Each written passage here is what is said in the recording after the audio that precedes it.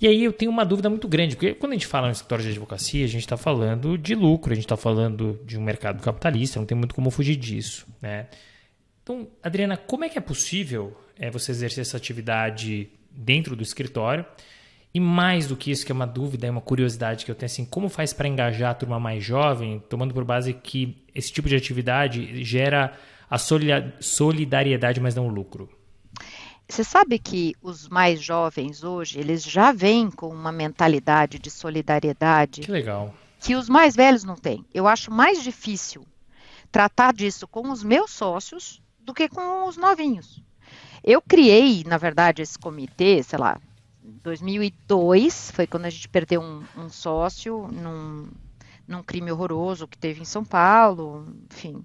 E ele era super meu amigo e na época todo mundo ficou muito chocado lá no Machado Meyer e além de todo mundo sair comprando carro blindado, o que a gente queria era pensar no que a gente podia fazer para aquele tipo de coisa não acontecer dessa forma, né? Para não tirarem mais a vida de alguém de 30 e tantos anos, com uma criança de 5 anos, um cara maravilhoso, com o futuro inteiro pela frente.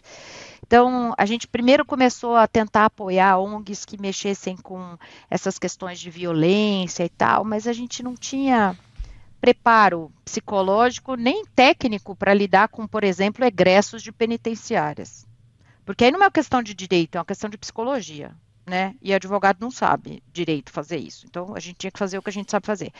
E a gente pensou, pô, a gente sempre educou todo mundo. Os nossos estagiários, a gente educa para que eles se tornem advogados. Então, educar a gente sabe. E aí a gente começou a trabalhar com a educação, porque a gente acha que a educação dá oportunidade para as pessoas mudarem de vida. Né? E aí primeiro a gente começou com projetos sociais, nem sempre foi pro bono, tá? Aí a gente começou a fazer uns pro bonos para as ONGs que a gente atendia, que a gente apoiava, então começou uma coisa mais tímida. Depois a gente começou a querer ganhar escala, porque foi quando a gente assinou um tratado, aquele pro bono para as Américas, que o Dr. Meyer sempre apoiou muito. E ele me pedia muito isso e eu tinha um pouco de medo, porque, pô, a pessoa trabalha com M&A e vê dinheiro o tempo todo, tempo é dinheiro, tempo é dinheiro, tempo é dinheiro. Na hora que você vai gastar tempo com uma coisa que não vai trazer faturamento, eu fiquei com medo. Tá? E foi muito difícil começar a fazer com que as pessoas desenvolvessem isso. Mas a gente começou a perceber que eram, primeiro, são trabalhos de pesquisa, memorandos, constituição de sociedade, alguma questão fiscal, então a gente não começou direto com contencioso e tal. Então, trabalhos um pouco mais esporádicos, não era o tempo todo, então a gente começou meio devagar, até que as pessoas começaram a entender como aquilo fazia bem, né, como fazer o bem faz bem de verdade.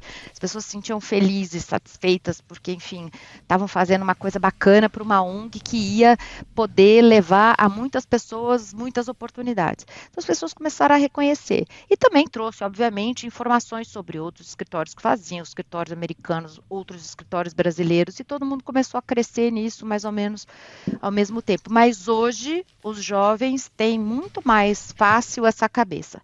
E o que a gente faz lá no escritório é valorizar o trabalho pro bono, fazendo com que as horas pro bono sejam consideradas como horas que entram para a performance do profissional.